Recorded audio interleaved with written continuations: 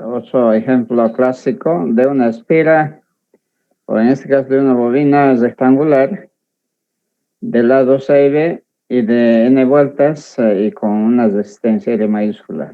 Al final le vamos a dar ciertos valores. ¿Ya? Se mueve con velocidad V, con una velocidad determinada constante en el interior de un campo magnético uniforme de valor B, pero perpendicular al plano de la bobina.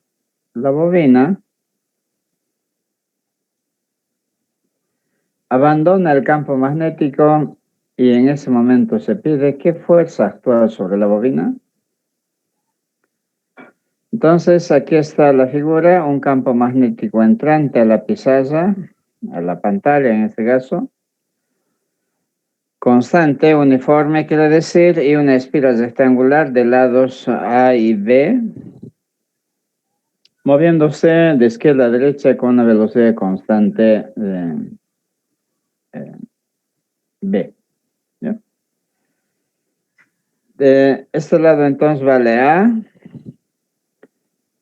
La parte de la espiral que está todavía dentro del campo, por ejemplo, podemos llamarlo con X, o también si quieren la parte que está ya abandonando el campo, no importa, aquí se lo ha designado a la parte que está todavía dentro del campo. ¿Ya? Como se puede ver, a la medida en que se va moviendo más y más, cada vez va a haber menos líneas de campo que van a atravesar, ¿no es cierto? Entonces el flujo va a cambiar. ¿Ya? ¿Hasta cuándo? Hasta que abandone totalmente la espiral del campo. Entonces, ya que está cambiando, ¿qué está cambiando? En este caso, el área. ¿Sí? Ahora es todavía grande, después va a ser la mitad, después menos de la mitad. El área es el que está cambiando y el campo es constante. Se traza, por tanto, para una diferencial de área. En este caso, miren, el de A vale B. Bueno, este es entonces B, esto es A, ¿ya? B por dx, siendo este pequeño segmento dx, para un instante t, para una porción x del extremo izquierdo hasta el borde del campo, ¿ya? Como dijimos, siempre se detecta qué es lo que cambia y qué es lo que ocasiona el cambio del flujo magnético. Entonces, el flujo magnético se debe en este caso no al cambio del número de vueltas, que es n mayúscula, no al valor del campo, que es una constante, sino al cambio del elemento de área. Y ese elemento de área es este lado constante por elemento de longitud, que para esta variable lo hemos llamado x, entonces será dx. ¿Ya? Con eso ya podemos calcular por Faraday la fuerza electromotriz inducida. N siendo constante, B minúscula también constante, lo único que varía entonces es de derivada de X respecto al tiempo, ¿no es cierto? Esto es una diferencial, lo diferenciamos respecto al tiempo y aquí vamos a tener de X respecto de T. Eso es la velocidad con que se desplaza la espira. ¿Ya? Si tuviéramos valores numéricos, los reemplazamos, ¿sí? Como decíamos. La corriente inducida, que es uno de las preguntas o necesidades de calcular, es utilizando la ley de Ohm, ¿no? La ley de Ohm, la fuerza electromotriz inducida sobre la resistencia. Lo mismo entonces todo esto sobre la resistencia.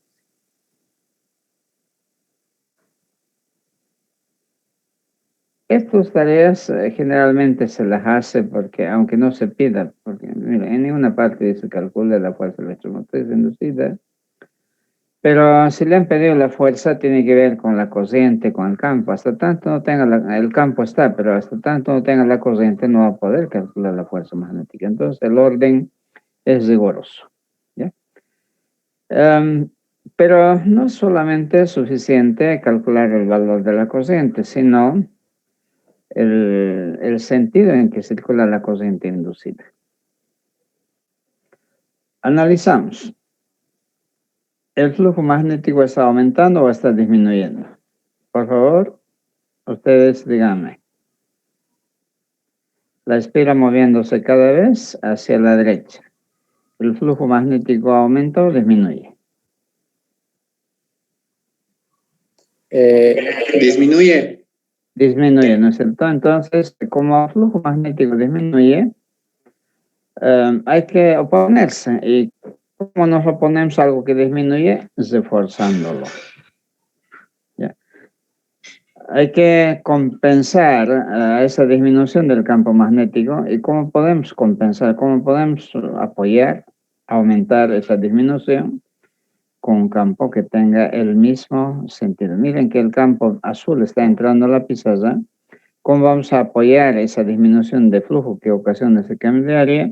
Aumentando el campo. Entonces el campo inducido tendría que ser entrando también a la pizarra, como este. ¿Ya? Y con eso ya es fácil, aplicamos la regla mano derecha de Oersted. Coloquen en esta rama o en este lado, no importa, la corriente es reloj. ¿Ya? Si aplicaron su mano derecha a este lado, por aquí va a estar saliendo y por aquí se va a meter la corriente. Entonces la corriente es circulando aquí hacia arriba, aquí hacia la derecha, aquí hacia abajo y aquí a la izquierda. Sentido reloj. ¿Ya? Entonces ya tenemos todo, corriente, tenemos campo, tenemos todo. La fuerza magnética, por tanto, sobre la bobina, será para este lado. A ver, apliquen la regla mano derecha, será hacia arriba. Aquí será hacia abajo, pero esta fuerza para la misma longitud, para la misma corriente, todo con esta fuerza hacia abajo se va a cancelar. El único lado que no está compensado, y sobre esto no hay fuerza magnética porque no hay campo magnético ya, es sobre este lado únicamente. Entonces, sobre este lado, la fuerza magnética, con la regla mano derecha también, la corriente con el índice hacia arriba, con el dedo mayor entrando a la pizarra, el pulgar nos indica un vector para fuerza magnética hacia la izquierda, horizontal hacia la izquierda. Entonces, esa es la fuerza magnética resultante que actúa sobre esta espiral. ¿Ya? ¿Cuánto era el tamaño de este lado por la corriente que circula, que es I, por el campo magnético? Y como tienen vueltas 5, 10, ¿cuánto será? Entonces, para el total número de vueltas. ¿Ya? Por la regla mano derecha, horizontal hacia la izquierda. ¿Sí? Bien, esa es la pregunta que nos hace entonces. ¿Qué fuerza actúa sobre la espiral? Ya. Probablemente falta una interrogante. Para desplazarla, ¿qué fuerza actúa sobre la espiral? Para desplazarla hacia la derecha con esta velocidad. Entonces tiene que ser una fuerza opuesta a esta fuerza, que tendría que ser jalando, por ejemplo, acá hacia la derecha para que se mueva en ese sentido, porque esta fuerza jamás va a permitir que se mueva hacia la derecha. ¿Sí? Entonces hay que jalar con esa fuerza hacia la derecha, por lo menos igual a esta fuerza para que se mueva con velocidad constante. ¿Ya? Esa es la respuesta final que aparecerá. Para extraerla se debe aplicar una fuerza igual y opuesta a la fuerza magnética. Entonces tiene que ser una fuerza horizontal y además derecha, y del mismo tamaño que la fuerza magnética, ¿ya? Para que la espiral se mueva. ¿Sí? Entonces estamos aplicando todo. Aquí no estoy diciendo, bueno, aquí está la aplicación de la ley de Faraday, Ohm, Lenz, y bueno, repasando el capítulo anterior, fuerza magnética también. Y cualquier otra interrogante se nos puede pedir. ¿Ya? Jóvenes, comentarios sobre este problema. Así nosotros vamos a encontrar no solamente en el Menester, sino también en Zeroay o cualquier otro libro de electromagnetismo problemas más sencillos o más complicados, pero la esencia es la misma.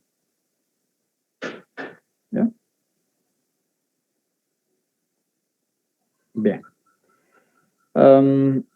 Si no hay consultas, pasamos a uno de los fenómenos relacionados a la fuerza electromotriz inducida o a la inducción magnética, la autoinducción, que es lo que a continuación presentamos.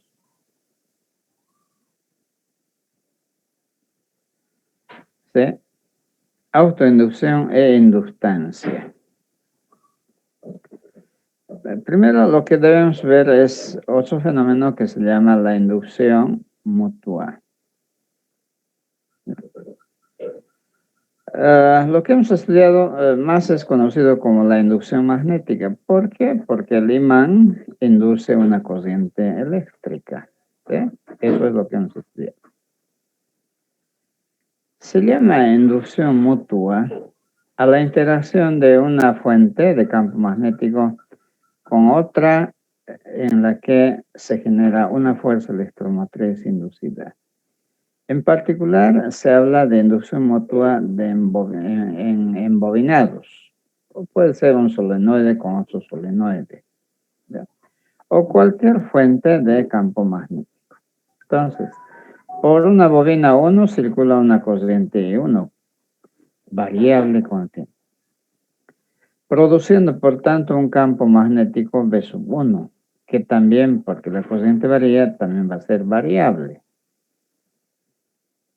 Ahora, el flujo magnético que genera este campo variable es también variable. ¿Sí? Y si este flujo magnético es variable, en cualquier objeto que se halla en su alrededor, va a generar una corriente inducida y sus dos. En este caso, en la bobina 2. Es decir,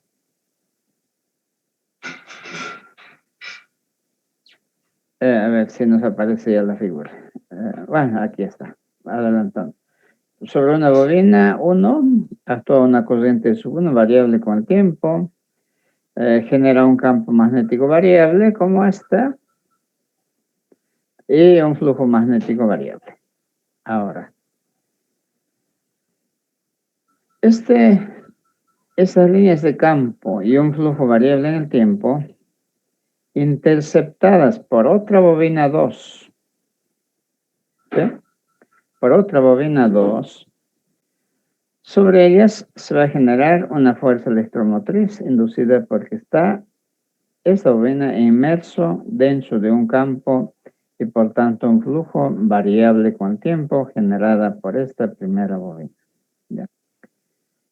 Pero a su vez, como inmediatamente, cuando generamos una corriente inducida, toda corriente inducida va a generar en este mismo espacio otro campo magnético, variable con el tiempo. Por tanto, le va a generar, va a devolver gentilezas esta bobina, una fuerza electromotriz inducida y una corriente inducida sobre esta bobina. Es decir, esta, no importa si esta comenzó generando esta corriente generando un campo y un flujo magnético variable también le devuelve a esta primera bobina. Y así es ir y vuelta en forma continua en la generación de fuerzas electromotrices. ¿Ya? A eso se llama fuerza electromotriz, inducción mutua. ¿Ya? Por eso decimos la corriente I2 produce un campo B2 y el flujo también generada por esta bobina genera una fuerza electromotriz inducida en la bobina 1. Esta es la que se llama inducción o fenómeno de inducción mutua. ¿Ya? ¿Qué es lo que más hay? Por supuesto, y es muy útil, etc. Se pueden calcular muchas variables, por ejemplo, la constante de la inducción mutua se calcula. ¿Ya? Nosotros, no por la poca importancia que tiene esto, que se estudia con la ley de Faraday, no hay problema. ¿Ya? Pero un fenómeno nuevo que nos interesa es la autoinducción. El prefijo auto, ¿qué quiere decir? Para ustedes, ¿qué quiere decir? Automóvil, autonomía, autómata, ¿qué más hay?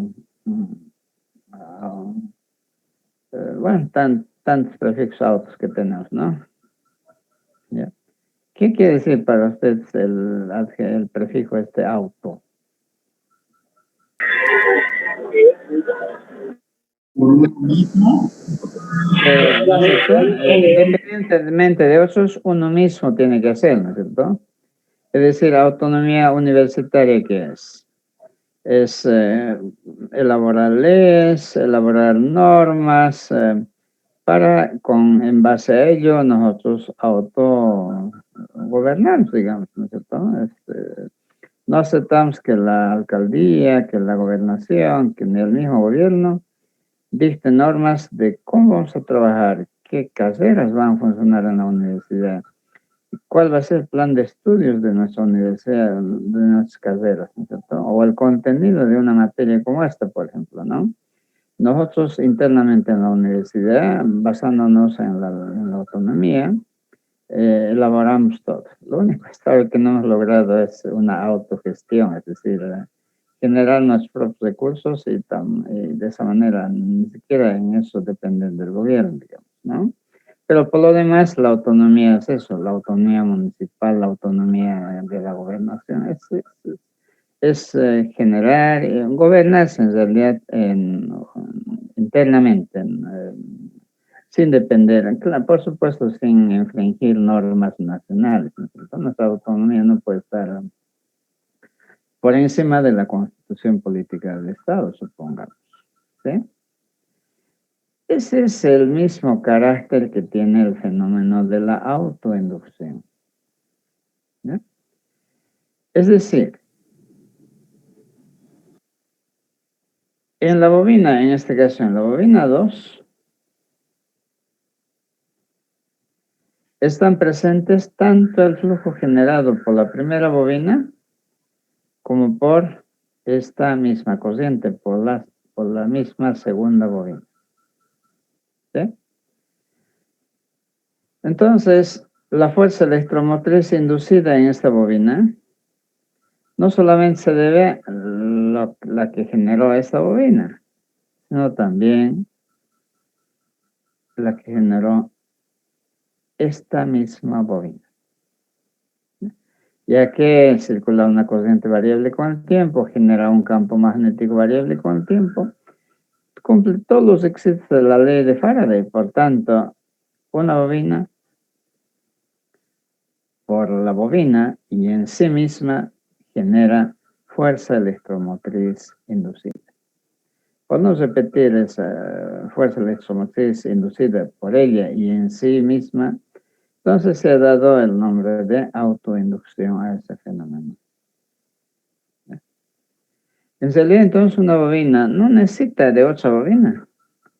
Basta que circule una corriente variable como en esta, genera para otros un flujo magnético, en esos genera una fuerza electromotriz inducida, pero en ella misma, ya que circula una corriente variable con el tiempo, un flujo variable con el tiempo, y él está dentro de ese espacio, por tanto, en ella misma se genera una fuerza electromotriz inducida, al que se llama autoinducida. Ese es el fenómeno de la autoinducción.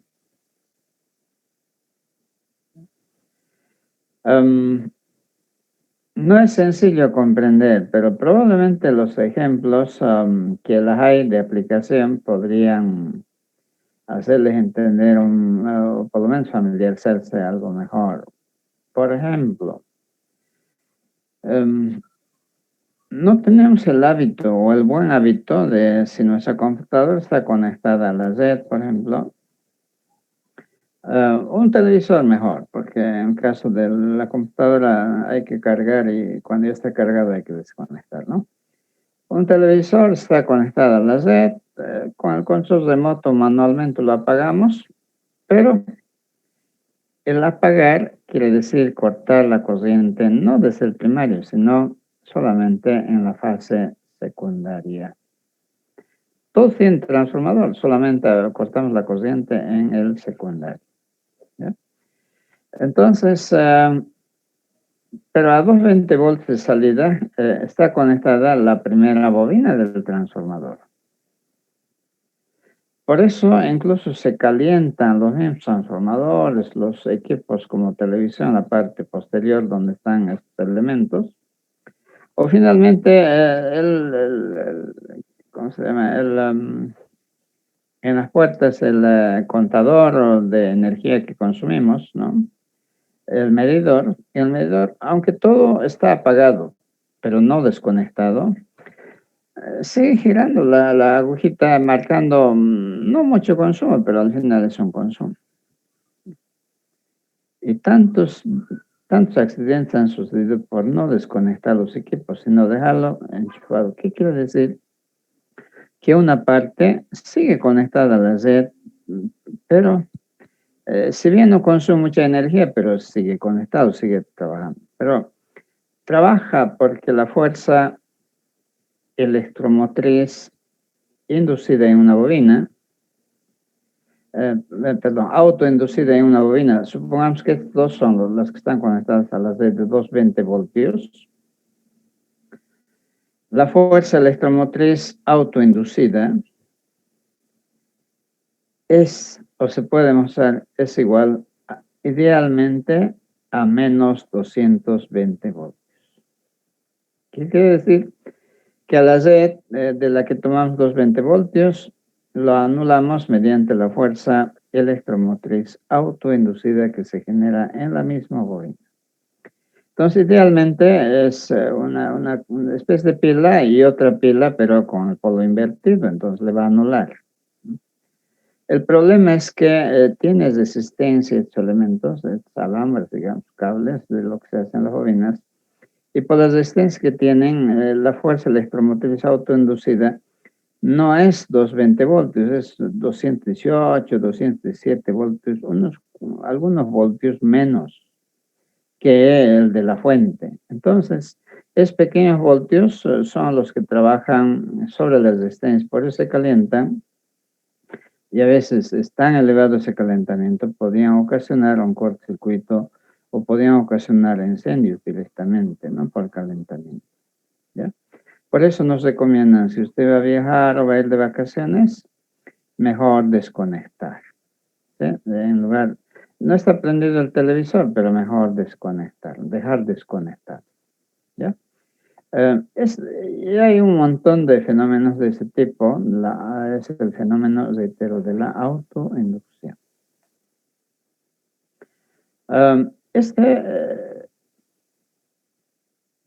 Estos fenómenos, entonces, obedecen a la misma ley de Faraday-Lenz, pero son generadas, como les digo, en una bobina, por la bobina y en la misma bobina.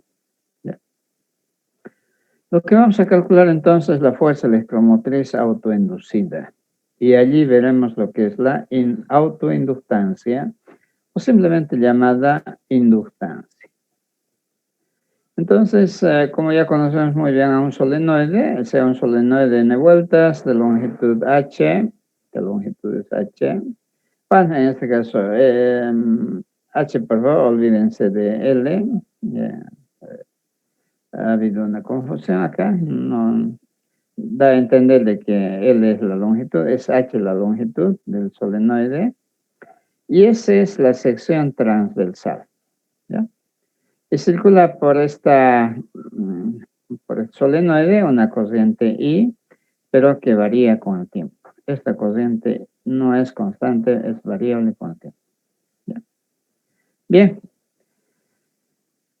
Si aplicamos la ley de Faraday, tendrían de Faraday-Lenz y en forma conjunta, tendríamos, ¿no es cierto?, la derivada del flujo magnético respecto al tiempo. Y si variara con las coordenadas x y z el flujo, también tenemos que colocar la derivada parcial, pero por ahora no hay problema. Suponemos que solamente va a cambiar con el tiempo, ¿ya? La regla de la cadena nos dice que si el flujo no tenemos directamente variando con el tiempo, pues podemos derivar respecto a la corriente y luego la corriente respecto al tiempo. Es la regla de la cadena. ¿Y por qué se hace esto? Porque es la corriente quien depende del tiempo. Y de esta manera entonces ya encontramos al causante, digamos, la fuerza electromotriz inducida. ¿Ya? De momento vamos a centrarnos en este coeficiente, ¿ya? Derivado del flujo respecto a la corriente. Por lo menos en la ley en las aplicaciones de la ley de Ampère, de la ley de Biot, hemos visto que el campo magnético, que depende de la corriente que la genera, pero no depende de I al cuadrado ni a la raíz cuadrada de I, sino en todas las ocasiones solamente dependen linealmente, directa y linealmente de la corriente. ¿Qué quiere decir? Que la dependencia del campo magnético respecto a la corriente siendo lineal, el flujo también debe ser lineal con la corriente y su derivada, por tanto, debe ser una constante. Por ejemplo, el flujo podría ser A por I. Su derivada va a ser A simplemente, porque respecto a la corriente sí, va a dejarle una constante su derivada. ¿Ya? A esta derivada, que es una constante respecto a la corriente, es algo que se llama la inductancia o la autoinductancia. Y se usa el símbolo L mayúscula. Por tanto, L mayúscula no es más que, sin el signo menos, derivada del flujo magnético respecto a la corriente.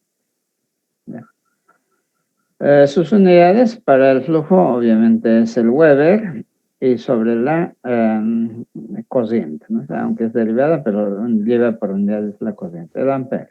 A esta cantidad se llama Henry y se simboliza con H mayúscula. Normalmente el Henry es una unidad grande, por tanto utiliza el milihenry, el microhenry, el nanohenry, lo que hemos usado para las cantidades pequeñas, desde corrientes eléctricas o fuerza electromotriz, etc. ¿Ya? Y Henry se lo ha nombrado Henry en honor a quien se dice que descubrió la autoinducción y por tanto, bueno, fueron varios, ¿no?, que se atribuyen, pero parece que sobresalió mucho más Henry, así que lleva en honor a él, ya no la ley de Henry, ¿no?, sino por lo menos a la autoinductancia darle la unidad en honor a ese científico. ¿Ya? Por eso, la fuerza electromotriz autoinducida, tiene la forma que, que también está en el diagrama magnificado, pero nosotros lo que vamos a hacer uso es de epsilon sub L, para diferenciar de la fuerza electromotriz inducida corriente, que era epsilon sub I.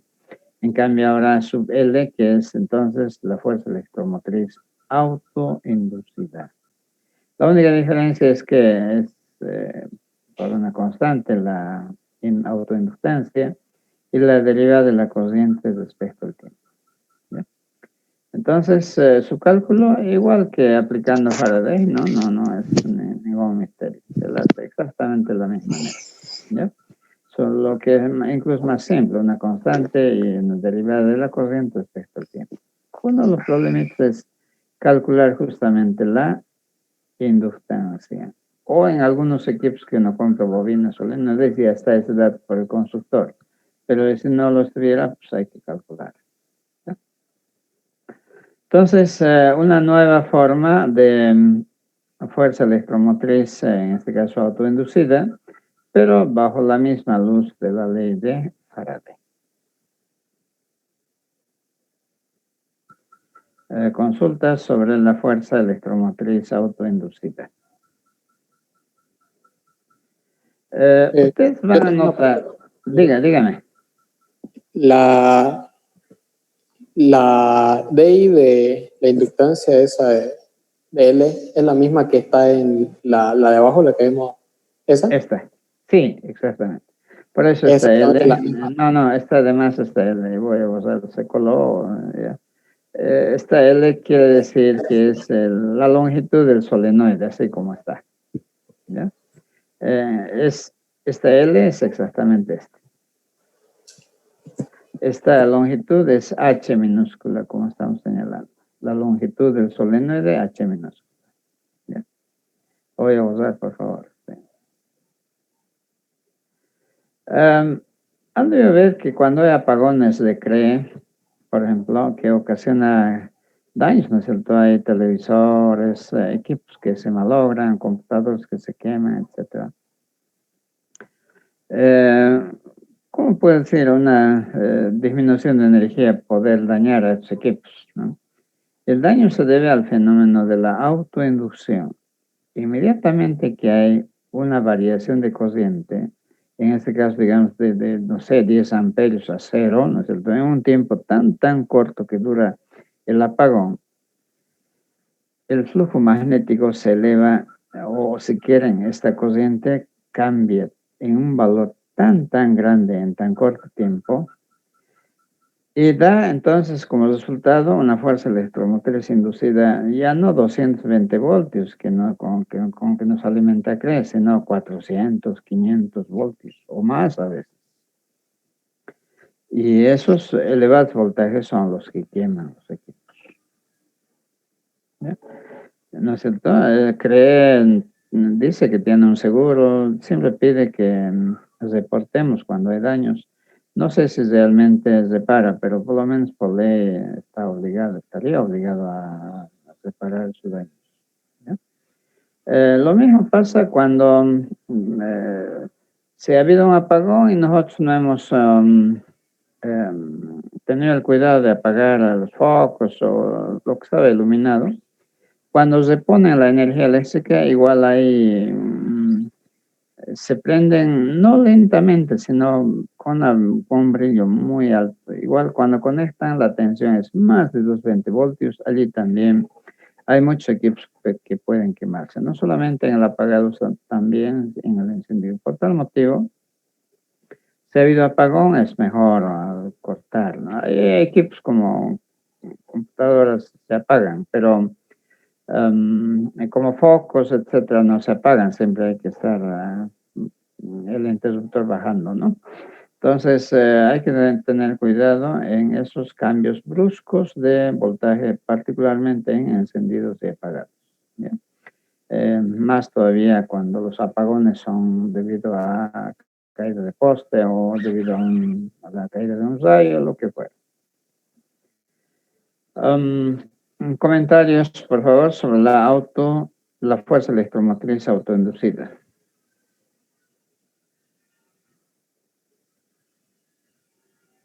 Bien. Si no hay, a continuación tenemos ejemplos que yo les voy a dejar a que ustedes lo vayan revisando. El día de mañana lo comentamos sobre esos ejemplos, cómo se han calculado. Por ejemplo, aquí está un poco resumida, van a ustedes a hacerlo con más calma. Calcular la inductancia de un solenoide. Recuerden que este es el campo que se genera en el interior de un solenoide. Se ha calculado el flujo magnético para las n vueltas que tiene con el campo donde está.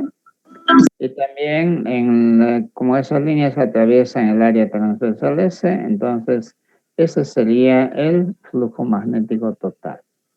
Y la inductancia L simplemente, por tanto, es la derivada del flujo respecto a la corriente. Entonces, quedaría μ0 Sn cuadrado sobre H. Esa es la autoinducción o la inductancia de un solenoide. Y así vamos a tener 8 para un toroide, pero quisiera que lo desarrollen y mañana en el horario de nuestra clase lo comentamos. ¿Ya? El documento entero está en Classroom, pero si